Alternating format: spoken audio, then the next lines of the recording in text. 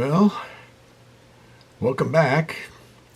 I'm enjoying getting back into this research I did so many years ago, and I'm realizing, rereading it's telling a pretty good story of Logan County and the people who lived here at that time and participated in all the activities surrounding the Civil War. So, we're up to July 27th. The various regiments have had their 90-day enlistments expire, so they're having to reorganize, and that's why the title of this particular clip is Reorganization. Now we're going to have soldiers that are into this thing for either 3 years or the end of the war, whichever comes first. So we're looking at, we're still looking at 4 years of war. So they did stay throughout their need. Well, we have a letter from Conklin again, Philo, and we're at back to Camp Joslin, and this is written on July 27th, 1861, and printed in the Lincoln Herald on August 1st, 1861. And he says, Mr. Editors, once more in camp, I resume with pleasure my correspondence with you. We all arrived here safely on Wednesday afternoon, and found the boys we left here all well and anxious for our arrival, as it was the time appointed for them to be mustered out of service. The next day our company was regularly organized, and the following officers elected. The captain again was C.W. Holden, First Lieutenant L.W. Myers, Second Lieutenant J.L. Ring, First Sergeant P.H. Conkling, Second Sergeant T.J. Pegram, Third Sergeant W.D. Fletcher, Fourth Sergeant J.H. Duff, Fifth Sergeant E. Fargus, First Corporal J.F. Donner, Second Corporal J.S. Burrows, Third Corporal J. Waltman, and Fourth Corporal J.J. Whiteman. The new recruits seem to be well satisfied, and no doubt when drilled will prove as efficient as the old company. The 3 months men leave here tomorrow morning, and probably before this reaches you they will be among you. They have well and faithfully served out their time of enlistment and are honorably discharged. They have suffered as patiently as persons could the inconvenience and privations incident to the opening of a campaign. We hope that many of them will return.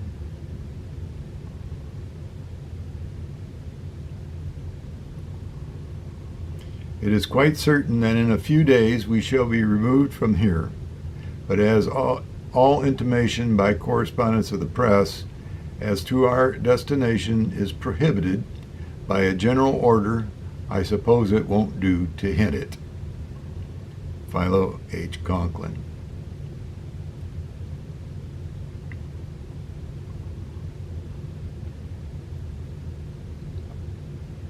There's an article telling about when the 7th Infantry men were back in Logan County,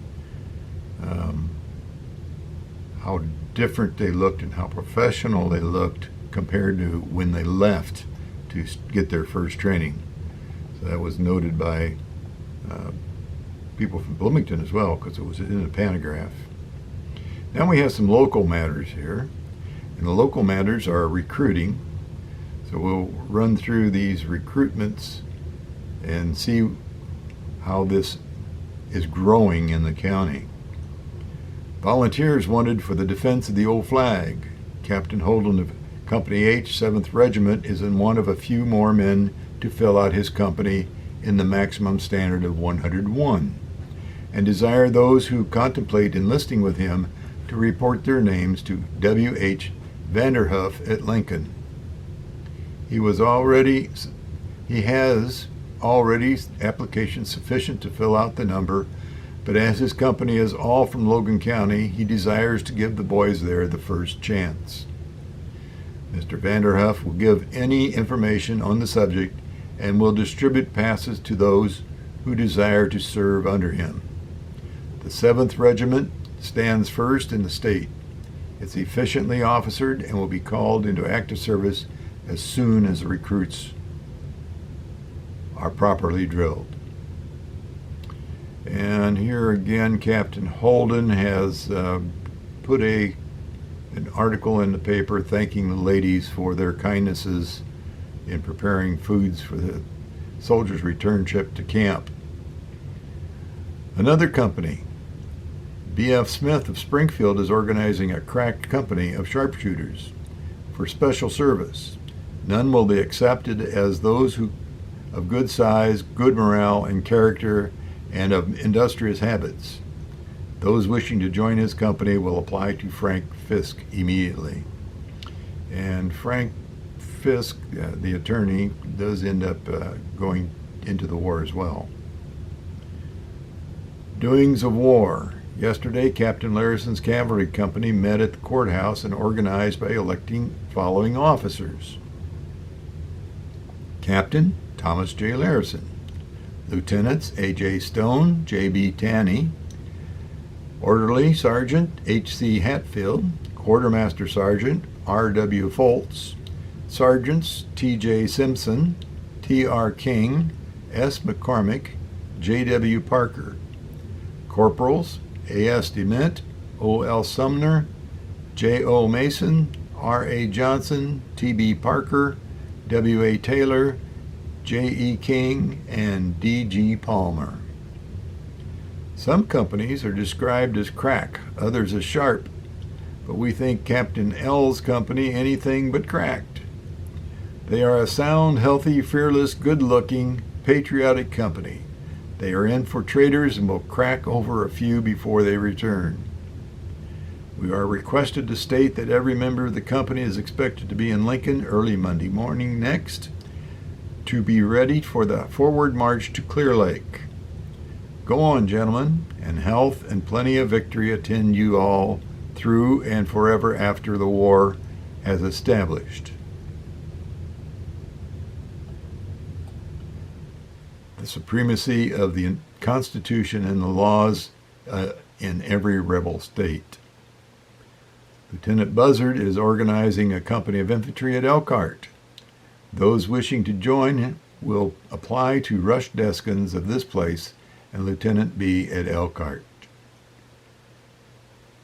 Remember, Rush Deskins was in the 7th. Now he's helping form this other company. So that means he's changing over to another regiment. The report that Captain Estabrook's company had disbanded and returned home is a mistake. They were mustered into service on the 29th of July. G.W. Estabrook is captain, Smith first lieutenant, and H.N. Estabrook is second lieutenant. And H.N., which is Henry Estabrook, is second lieutenant.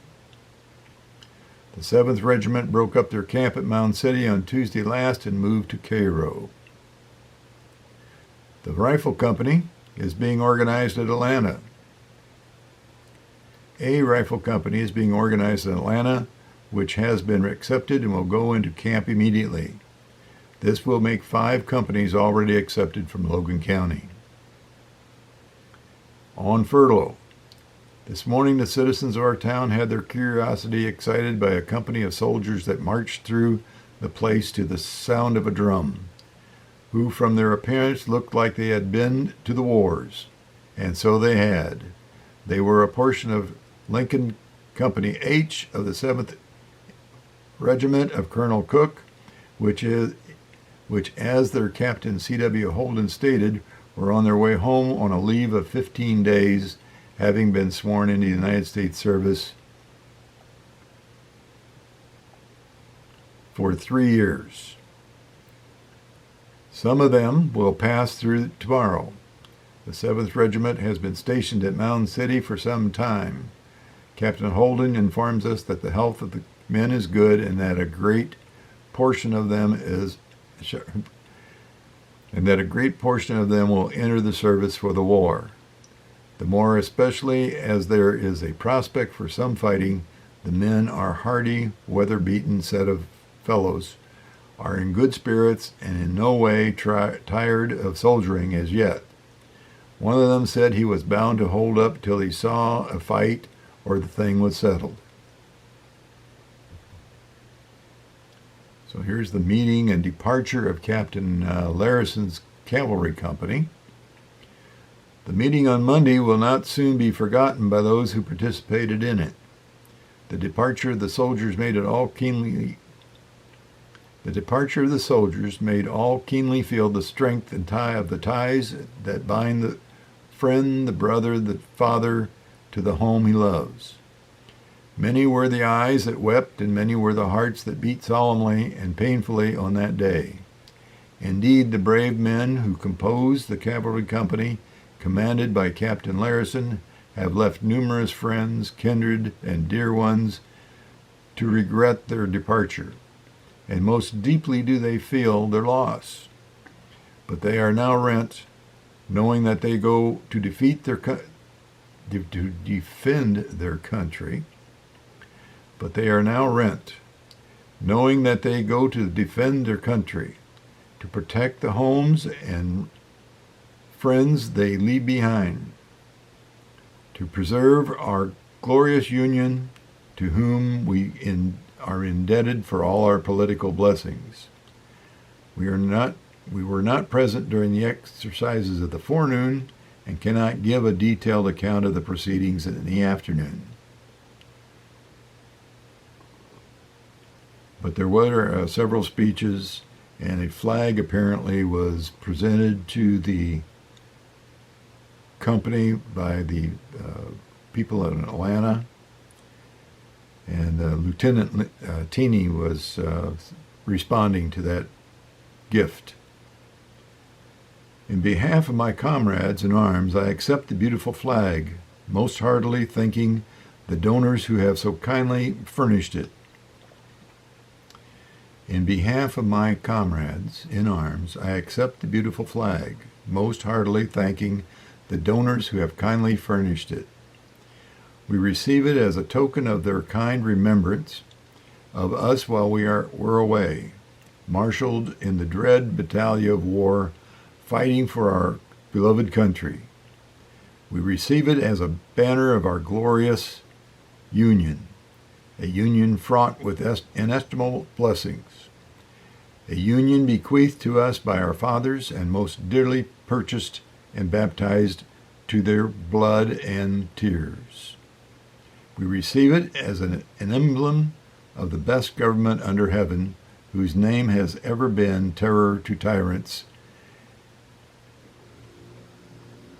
and a pledge of good to the oppressed subjects, while it has never thrown its protecting folds around our wandering countrymen in foreign climes,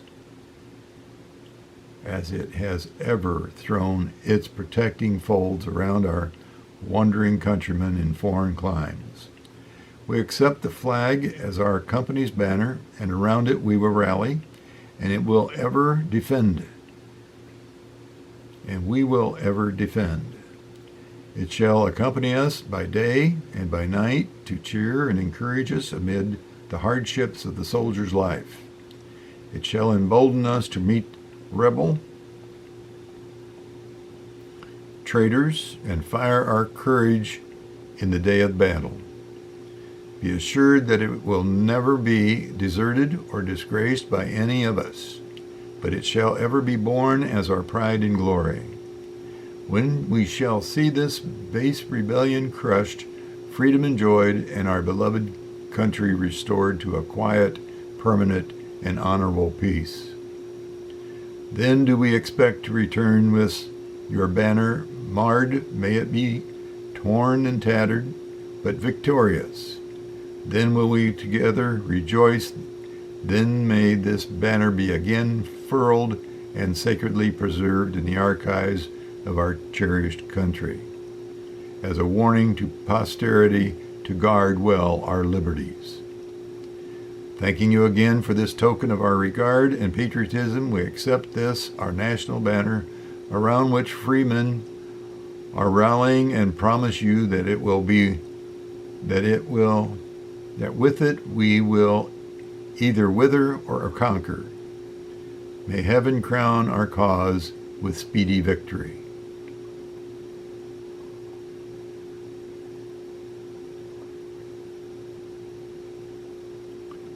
Okay,